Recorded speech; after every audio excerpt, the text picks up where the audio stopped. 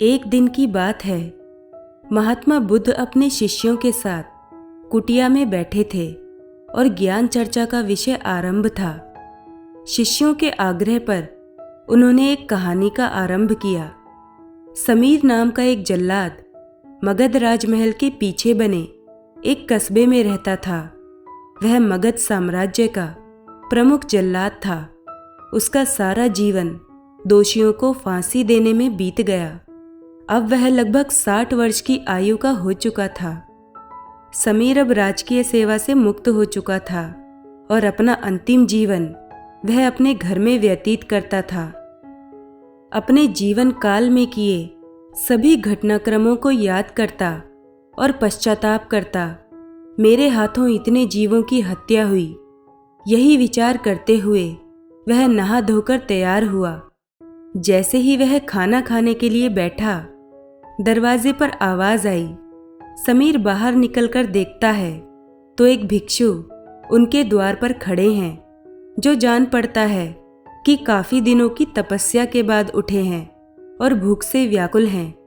समीर तत्काल अपना वह भोजन जो स्वयं के लिए था वह भिक्षुक को समर्पित कर देता है।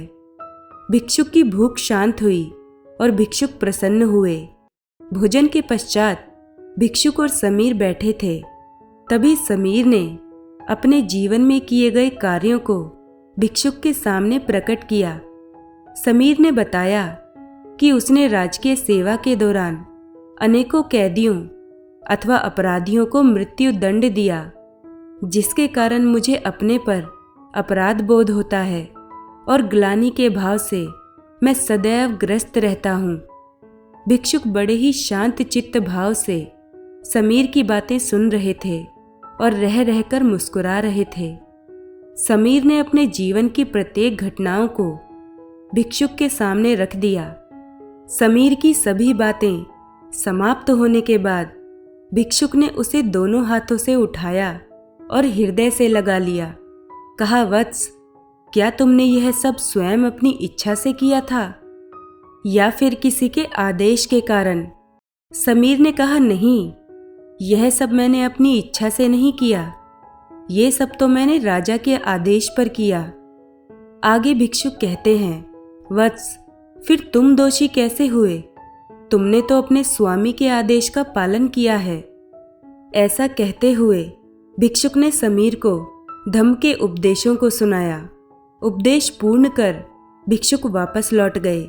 समीर जैसे ही भिक्षुक को विदा कर वापस आता है, उसकी मृत्यु हो जाती है, जिसके उपरांत उसे मोक्ष की प्राप्ति होती है।